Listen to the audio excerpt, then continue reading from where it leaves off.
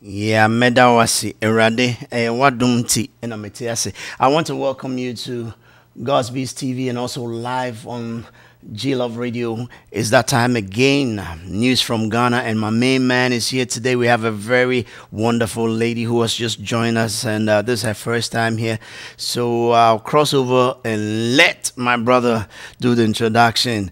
Hey, brother, you're looking good today. How are you this morning? I'm doing pretty good. Thank you very much. Yes. How has your week been? Oh, the week has been wonderful as usual. You know, a whole lot of activities goes around, and we try as much as possible to participate in every one of them that we can.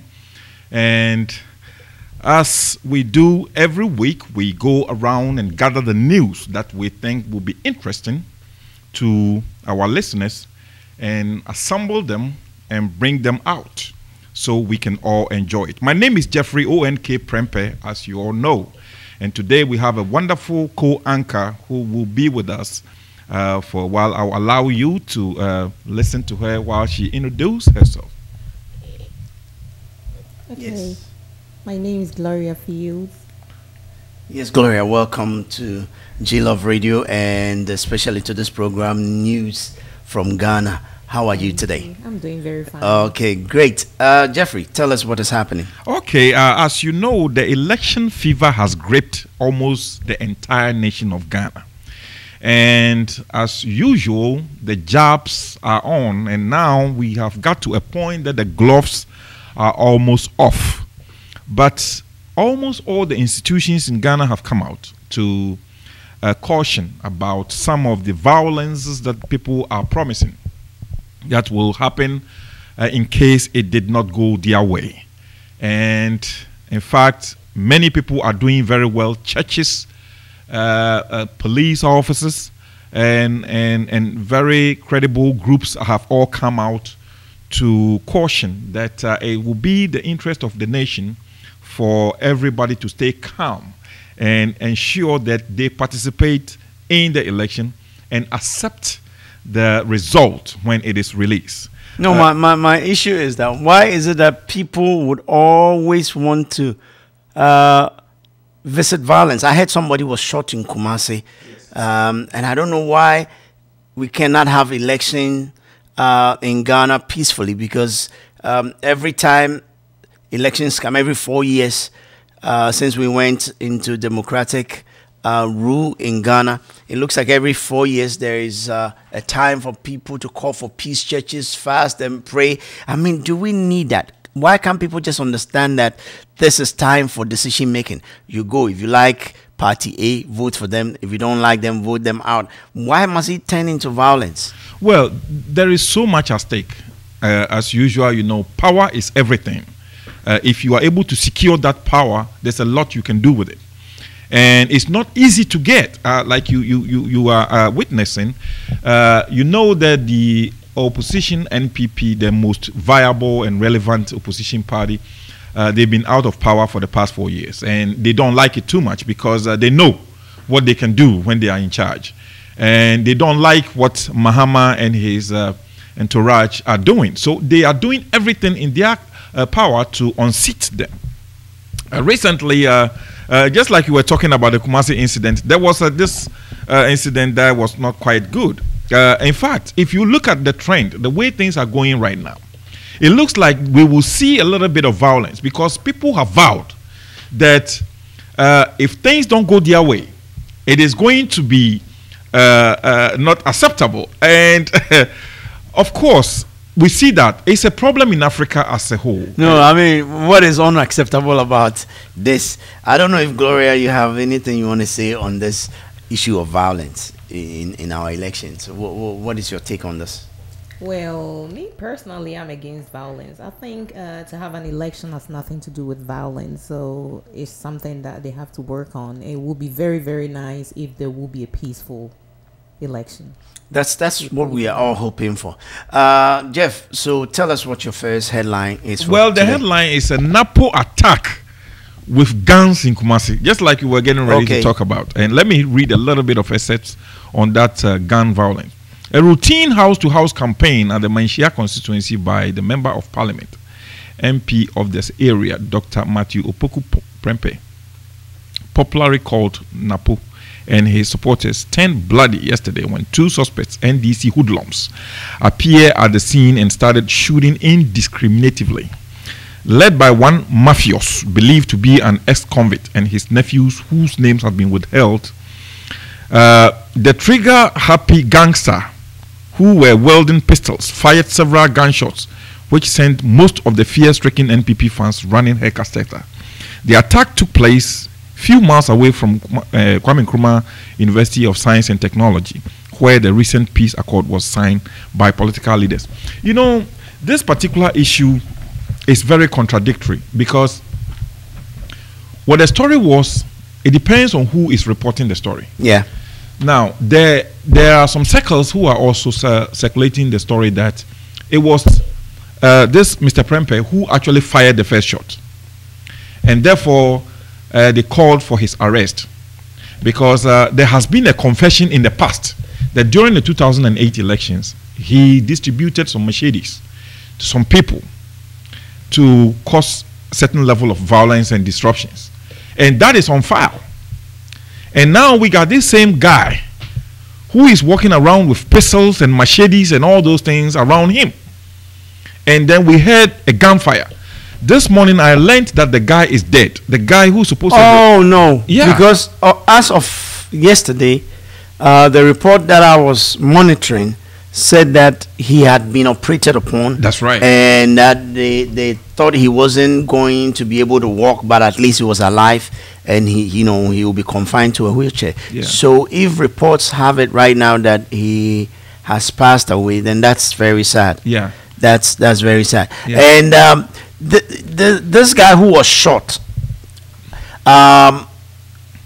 was he an NDC member or MPP member? He was an NDC member. Okay, because the story that I heard was that he said the people were coming into his house with T-shirts, and he objected to it that they were for NDC, and that triggered it. I don't know if you heard that side of the story. This T-shirt distribution, that is not the first time they've been doing that. Remember, there has been a visit by Mama to Chebi recently, if you have followed that story. No, I have not. Okay. Now, he went to Chebi as usual campaigning.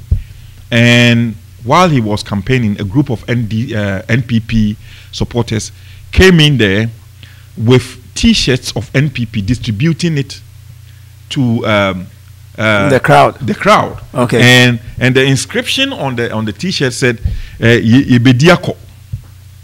You know, which means that those people who have gathered to listen to the president are not really there for the interest of the president, but rather they are pretending. So after that incident was over, there were a group of NDC people and a group of NPP people who were not happy about the whole thing. So they clashed at the Zongo area. Usually that is where those usually operate. And it turned really violent. People got slashed and those type of things. In Chebi? At Chebi, yes. So this T-shirt distributing thing, I think it needs to stop right now, because if you don't belong to that party, don't go there. Don't go there, because people are not educated enough. Let's see what Gloria has. Gloria, give us your take on this incident in Kumasi, this shooting in Kumasi that we are hearing about.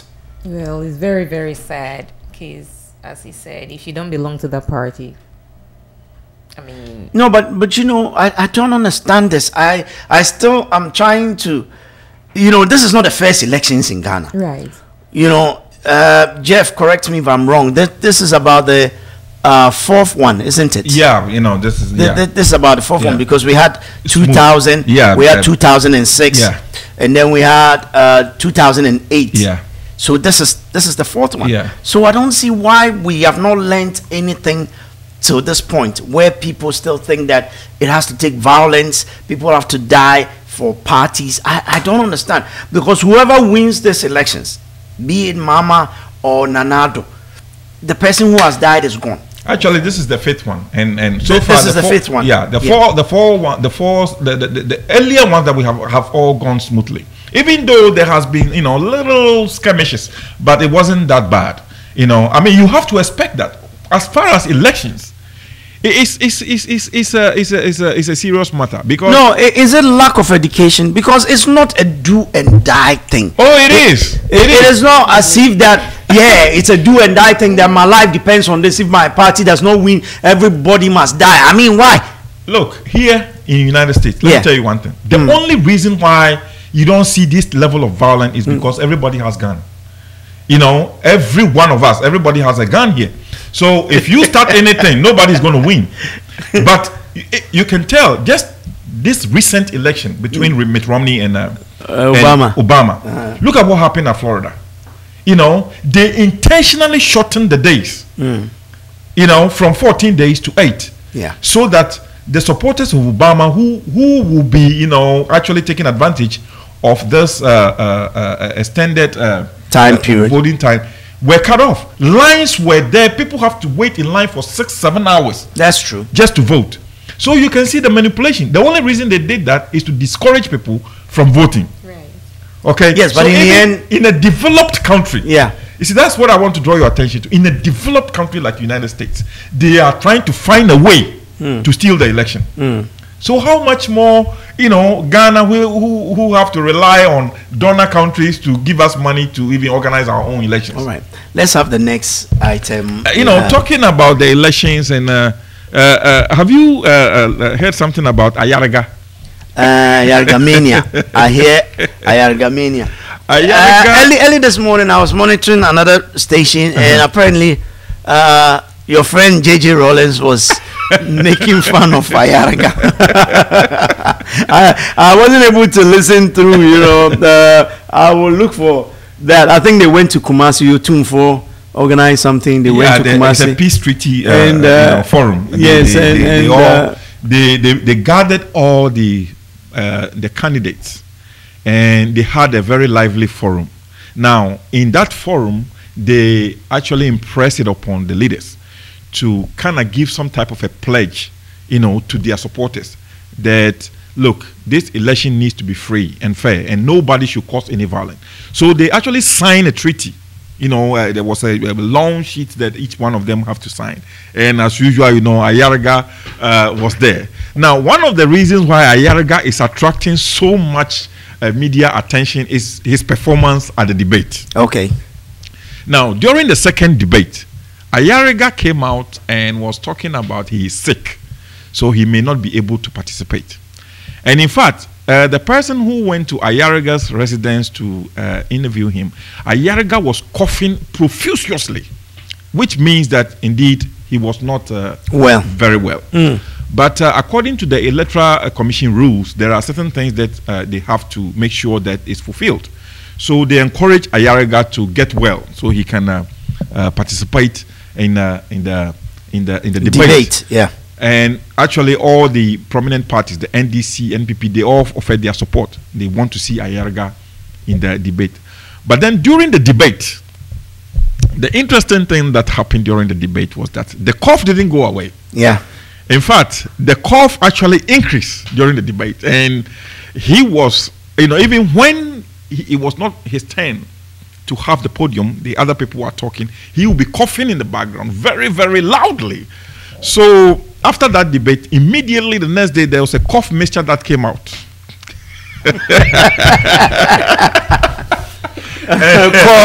Call Ayargamania one.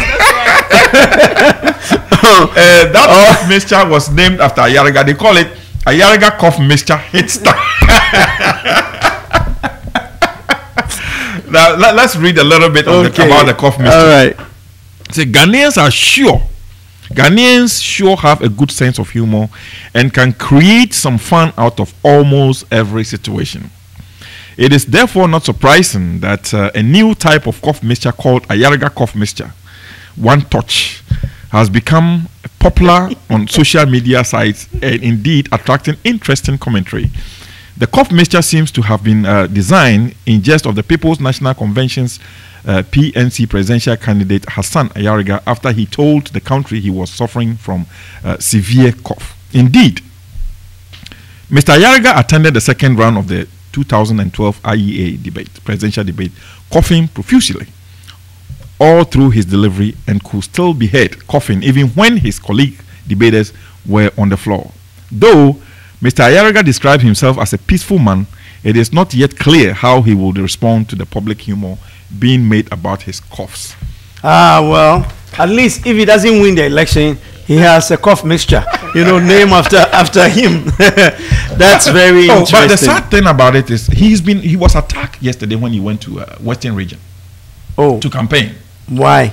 The same violence that we are saying. The same violence that but why doesn't he have security personnel? Well, he has, but the security personnel, they don't really care that much. I mean, they call some people macho men. No, but you see, I think in America, once you become a presidential candidate, they give you security. The state provides you with security. So why can't they do the same thing in Ghana? You are talking about Ghana, sir. The thing is, when it comes to Ghana, we are hard pressed with hard cash, when it comes to funding these types of security apparatus. Yeah. Now, if you look at the platform, about 6 of these presidential candidates, we're talking about PNC, NPP, CPP, PPP, UFP, and then there's an independent guy, about 5 or 6 of them. Okay. And these security apparatus have to be, quite credible. So you are talking about huge amount of money that should go into that security. And look, if you provide a security for yourself, it will be acceptable. But if you are looking to the electoral commissioner, no, I'm not talking about the electoral commission, because you see, of course, they are the people who are. One of these people can become the president of Ghana. I mean, we are talking about potential presidents. Anybody. Elections, we assume that is nobody's game. Anybody can win. So why can't we provide protection for the people during the course of the campaigning? At the end of the day, if a person wins and is dead or something happens to him, then what would have been the purpose of the whole campaign? Then we have to spend another money to stage another campaign. Another elections. If the president is just to pass away. Anyway. Yeah, so in view of this violence that is kind of, emanating from so many corners, if you take North, there has been one. Recently, somebody was shot, not only at the tech incident, but another person was shot at Ashtown. Oh, really? Yeah, in Kumasi. So that was why they organized this presidential candidates peace conference. Okay. Now, the peace conference is very important. Let listeners listen a little bit to the Let me just do this commercial and then we're going. Okay. You're still watching Gosby's TV, and this is news from Ghana. It's the news of the week, things that we've gathered throughout the whole week. And if you have any input, you can always call us on 682-227-2276 and have your say. I am in the studio with Gloria and Honorable, the Honorable Jeff Prempeh himself, and we are talking about the violence that is plaguing this campaign time before the elections. Don't forget, the election is next Friday, December 7th. Yes, Jeff. Rawlings is quite an interesting figure in the country, and man, I cannot. We will miss him. Rawlings. Or when you say you will miss him, as if the man is dead. The man is still dead. But if he ever decides to go back and live in that, he will continue to give us his boom boom speech as usual. Yes, what has he boomed now? Tell us. Boy, is a former President Jerry Rawlings over the weekend caused a stir at Enkum Hotel in Techiman municipality when he stormed a wedding reception uninvited at the hotel's gardens. Mr. Rawlings, who had checked into a hotel late Friday after paying a courtesy call on the Omahini of the Techiman traditional area, Osiadeyo Kumfia Mayor IV, was just about to vacate the premises when he noticed that a reception was in session. Aquape fans. Where are the fans, Keko? Oh, we have just had our lunch. Okoji fans. JJ is the kind of man who thrives on fans, like where he would go and people would give him morale. He loves that. He loves that so much. Man, the guy could not resist it. You know, So- there was a reception going on, and it's like, hey, I know. man, I've not even got my lunch. And then it continued. It said, without hesitation, Mr. Rawlings walked into the loud cheer of JJ by participants, shook hands with all dignitaries on the high table, and took a seat at the extreme right-hand end corner of the high table, close to the bridesmaids, to the amazement of the guests. Wow. Where the person would forever cherish it that JJ Rawlings attended my wedding. Right. You know, all the way in Techima.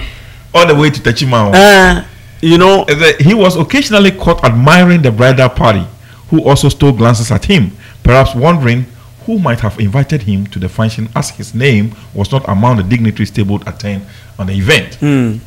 that is JJ for you. His presence, which brought proceedings to a halt, saw the uninvited guests struggling to take photographs with him. After a few minutes of sitting and following proceedings, the ruling National Democratic Congress founder excused himself and left the scene with his security details. Yeah, it's only JJ who can do this. Oh, it's only Walk JJ. into a party unannounced, uninvited, and still become, you know, the attraction. Running water, please don't go there. Don't even go there. I think those are things that we will assume. That You know, running water, Ghana. People buy water every day. People look.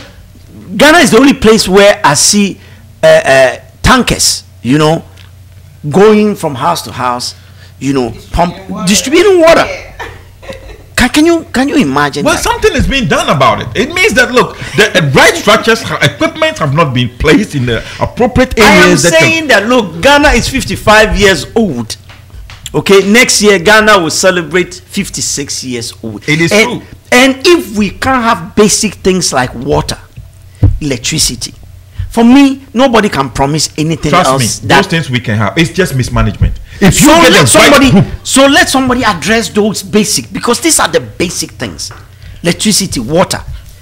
unfortunately, these are the we don't have the basic right things. people in the office. That is the problem we have. If we do have the right people in that office, trust me, you will see these things. Look, there are people who really care for the nation and the people in the nation. But these people will not have the opportunity to actually have that offices to run. Okay, now you have these people who have their own motives, they have their agendas, they have spent millions to enjoy that candidateship, and when they come to office, they have debts, mountains of debts that they have to pay to the people who actually help them to get to that position. Okay, hold your guns right there. You're still watching us live here on Gosby's TV, and we have just a few minutes to wrap up. We want to make some predictions for these elections before we leave the studio. Let me start with Honorable, because Honorable seems to be very passionate about this. Honorable, tell me, who do you think will win this election? Well, as a matter of the truth, well, it looks like Because whatever you say next week will be. Oh here. yeah. So tell us. Well, I haven't called my polling agents yet for me to actually tell you concretely, but it looks like it will be very close. Hopefully, it may probably go to the second round. I think what is going to happen is nobody is going to hit the 50%, and as a 50% result, +1.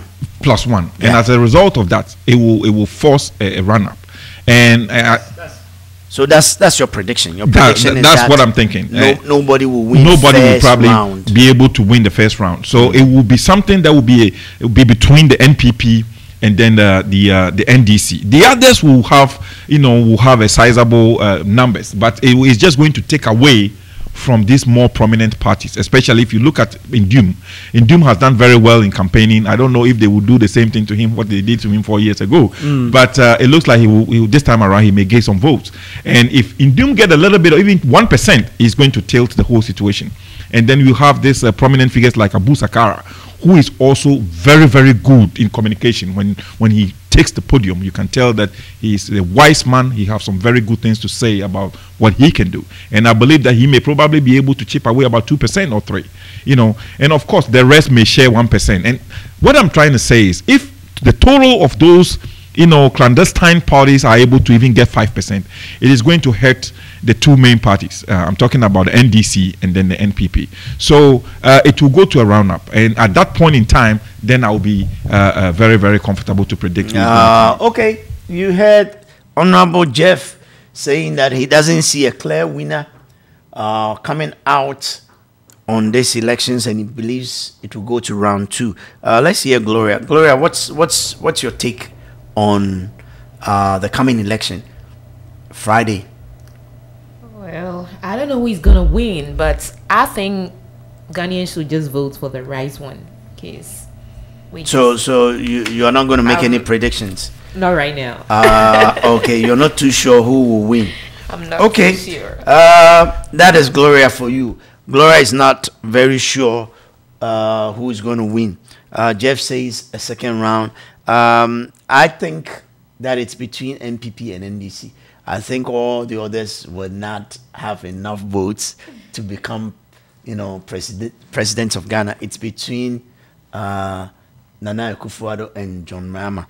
There's something that I hope that Ghanaians who are watching this before the day of elections would go to the polls peacefully, go and cast your ballot, and come home and wait for the results. There is no need to go and lose your life over anything. It's not worth anything. We want a peaceful Ghana, and that is what we would hope that next week when we meet here in the studios, we will hear a good news that Ghana has gone to the polls. We've shown the African nations that we know how to change government with ballots and not with guns. So let's do that. Honorable, let's wrap up. What's your final words, and if there's any announcement or anything that is happening in the Metroplex? Ladies and gentlemen, at this point in time, I will say thank you so much for listening, and make sure that you tune in next week. We will have a whole lot of different issues, and then hopefully the election result may be in, and you will get to know who has become the president of our Holy Republic of Ghana. For your announcements, there's not a whole lot that is going on in the metropolis, but there's two here. It said, we regretfully announce the death of Mr. C.B. Fayose, father of Mrs. Elizabeth Fayose Shadrawi, and father-in-law of Mr. Tafik Shadrawi, Mr. T. The traditional one-week ceremony will be held on Saturday, December 1st, which is today, 2012 at 6 p.m. at their Grand Prairie home. The address is 2609 Mercy Court, Grand Prairie, Texas 75052. If you don't have any program in your agenda today, I think you can go and sympathize with them. It's such a sad incident, and then they are holding the 1 week. Another one that happened also is this. We regretfully announce the death of Nana Yao Sapon Amoah, father of Kofi Sapon Amoah and father-in-law of Maggie Sapon Amoah. A traditional 1 week ceremony will be held at their home at Frisco today. So if you live in Dallas or somewhere in the North Dallas, I think Frisco is close to you. So the address is 12476 Damia Drive, Frisco, Texas 75033. And those of you who live on Arlington, Grand Prairie, Evan, you can also go and sympathize with Madame. The address is 2609 Mercy Court, Grand Prairie, Texas 75025. And of course, we remember that if you have a car problem, we have our own Kimpokus automobile shop right by Cooper and California Road. If you get there, he specializes in foreign cars, especially Mercedes, BMW, Volvo, Land Rovers. If you take these cars over there, I can guarantee you will be very, very, very happy. You will be very happy because these cars can only be fixed well when you go to dealerships. But this is a guy, our own brother, who has all the equipment, who have all the phototronic equipment that can diagnose your car right where he is and tell you the problem. And you will just buy the parts and then pay for the hours that he will work on your car. And you'll be going home very, very happy. So don't forget, Kimpokus automobile shop right by Cooper and California. If you still need more information, you can call G-Love Radio, and we will be happy to supply you more information about Kimpokus. Also, we have our own Asafo Market. right by Arkansas. In case you need to eat some Ghana traditional foods, plantain, yams, even dry fish, you can always call on Wafa. He's such a nice person, and he will be able to help you with all that. Yeah, we thank you. Gloria, what's your last word? Today is your first time here. Have you had a good time? Oh yes, I had a wonderful time, and I want to say a big thank you. It's a privilege for me to have the chance to come here and join you guys. I really enjoyed it, and I hope to be here. Yes, we hope that you'll become a regular member of our panel here and more.